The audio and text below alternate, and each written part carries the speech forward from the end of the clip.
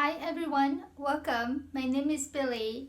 Today's video is a quick tutorial on how I make a matching belt to go with all the dresses I have been making.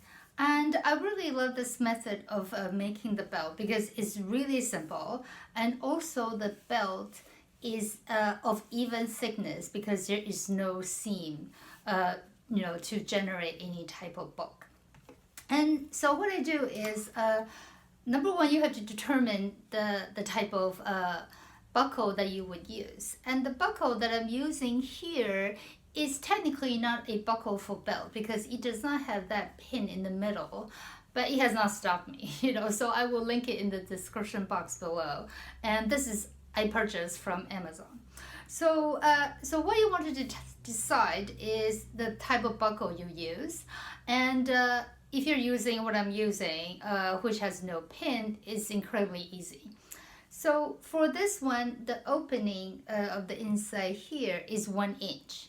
So then I will cut out a strip of fabric that is double the width of the opening. So for example, it's 1 inch here, and so I cut out a strip of fabric that is 2 inches wide.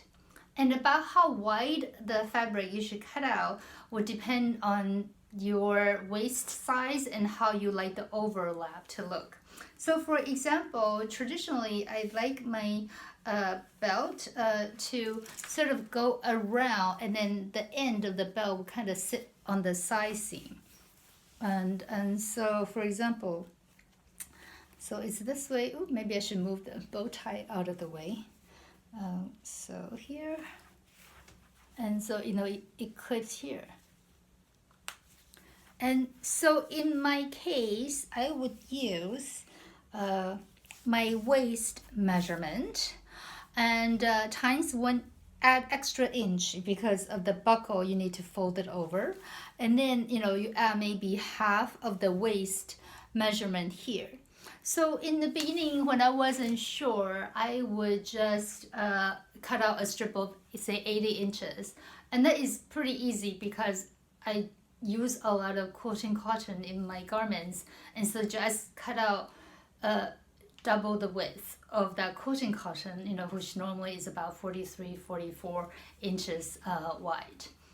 This is the dress that I talked about in my last video 76, with detachable pussy bow ties.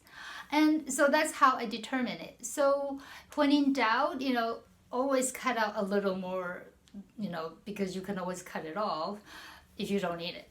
And so once I did that, then I connect the pieces, so it's a one long strip of fabric. Then I would fold over, the way you would fold it the way you would make a bias binding tape. So then you would fold over like a quarter, 25% this way, the other 25% the other way, exactly the way you will make a bias binding. And if you happen to have a bias binding maker, that will make your life really easy. But even if you don't, that is not a problem. And so you would just fold it that way. However, depending on the fabric you use, for example, this belt is made from silk chamois, and so silk by itself does not have enough rigidity to make a belt. So in this case, traditionally I have two options. I just use depending on what my mood is. So one option is to cut out a strip of quilting cotton, a supporting fabric, exactly the same size. And then when I would sew the edges, so in my case it's 2 inches long, or 2 inches wide, and say 80 inches long. And so I will sew the supporting fabric and the outer fabric on both sides to just secure them. Then that's when I fold them over the same way I would if I were making a bias binding tape. And so that's method number 1. And method number 2 is what I use for this particular belt. I wanted to try something different. And so in this case, I used some leftover muslin fabric that I had. And muslin is much thicker than even a quilting cotton. So I figured that if I use the first method, it probably would be, it probably would make the belt too thick. So in that case, I cut out a strip of muslin that is 1 inch wide. And then I just sandwiched the silk chamois around it the way I would also do if I were making a bias binding tape. And so as you can see, that's the video here. And both method works out great. I have to say though, the first method I think is a little easier than the second one, but with a little practice, either way would works out fine. Once I fold it up using my iron, then I have a very long strip of fabric that looks like a bias binding. Then the next step is to create the belt now. And so what I do is, because obviously you have that raw edge in the middle once when you first sort of fold it up a la bias binding. And what you do is you would fold that long strip of fabric over, onto itself. The good side will be on the outside. So the raw side with the raw edges will be on the inside, like this. And then you start sewing the top stitching. It's kind of hard to see, but there is actually 2 top stitching lines, one on the top and one on the bottom. And once you fold it over, you start sewing from the edge of the fabric. So for example, kind of like this, right? Fold it over, you sew from this side and all the way to the end, and then pivot and turn, and then come back. So that is how I encase the raw edges inside.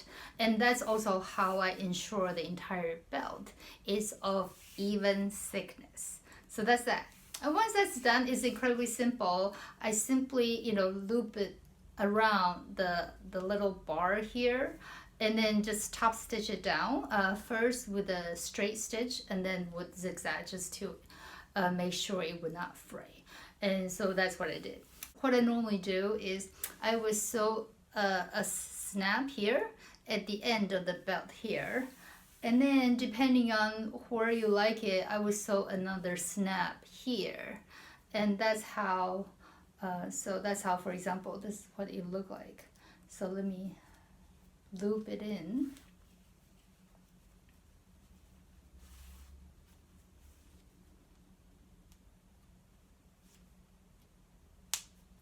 And so now it looks like this, and so that's what the fabric looks like.